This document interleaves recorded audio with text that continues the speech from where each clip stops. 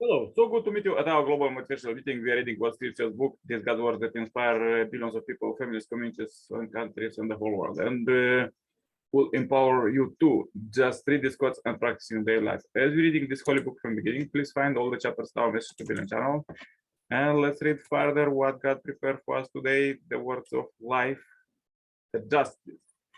Injustice and oppression cause offense to God and humanity. People everywhere will fight for justice, but believers who know God, all-encompassing love, have a special responsibility to use this influence to promote justice. Scriptures admonish people of faith not to sit idly by and not assist the downtrodden in obtaining the justice that is their due. Long before oppressed people in frustration take up arms to revolt against their offensive circumstances, religious people should strive as society's conscience to prompt the authorities to give justice to those who have long been denied it. Father Moon himself often tested injustice, but he never sought to avenge himself upon his persecutors. Instead, he always chose the methods of love and forbearance. Firm in this conviction that the way of service and the sacrifice is the surest way to overcome injustice and on all sides. First God does say the Lord, do justice and righteousness, and deliver from the hand of the oppressor him who has been robbed, and do not wrong or violence to the alien, the fatherless, and the widow, not shed innocent blood.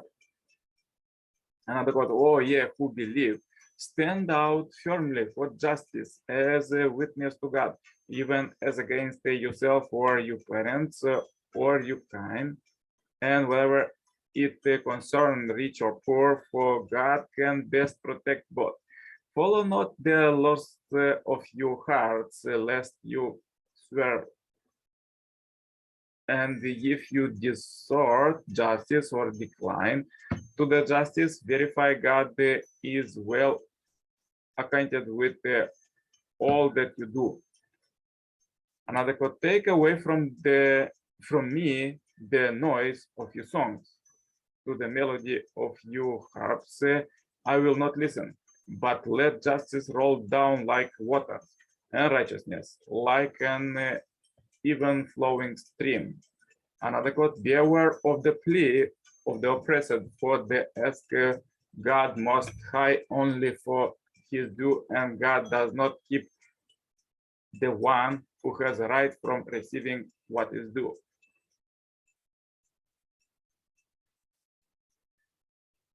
Let's read further quotes from the second coming Messiah, Father Son Moon. God is calling to us to challenge worldly unrighteousness, evil sins and crimes, and practice true love. I believe that we people of faith should feel responsibility for the lawlessness and injustice of this age, and we should be the first to assess our role in permitting it. God is calling upon leaders, especially as religious leaders, to stand against the world's injustices and the evils, and to bestow his true love upon the world. Before dreaming of eternity, righteous people should first work with God in their daily life to eradicate evil. They should be fighters of goodness. He who sees unrighteousness but lives it alone is not a man of conscience. Who possesses the central and highest conscience in the universe? God. When a man of conscience sees injustice, does he sit still? No. He explodes in righteousness indignation. Is God's conscience any weaker? After seeing 6,000 years of injustice, his indignation grows hot. He prepared to do battle. God cannot stand by when sees people coming wickedness, damaging the world for their own selfish benefit. or for their own family or tribe's benefit. He reserves a day to strike them down. Consider the Roman Empire. For 400 years, Rome had dominated the world, but when she persecuted Christianity, God punished her. Less than 400 years after Jesus' death, Rome surrendered. I have endured the thinking that justice does not win by fighting, but wins by enduring. There were times when I was so indignant that my whole body was numb, but I endured according myself and the inadequate and unworthy son and thinking. God has endured far more indignation than me. When you young people dedicate themselves to sacrifice and serve with the God through love, they will find the key to solving world poverty and hunger. They will be able to heal the feeling of animosity and hatred caused by differences between rich and poor and by different historical background and experiences. Only based on love that love the unlovable can we find a clear direction to overcome the intractable conflicts that plague our age.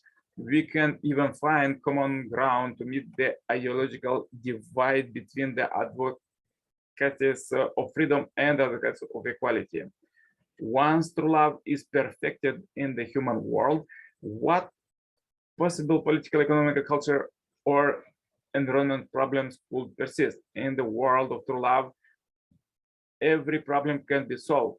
It is the world of freedom, peace, and happiness, replete with joy.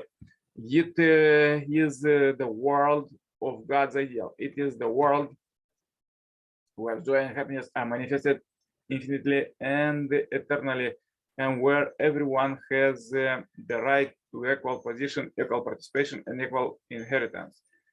Yes, so powerful quotes for today. If you have difficulties, please watch one more time this video, share this video as we end this video on Happy Life, subscribe to Marathon, contact me for consultation, preparation, and become a member of this Heavenly Parents Holy community globally.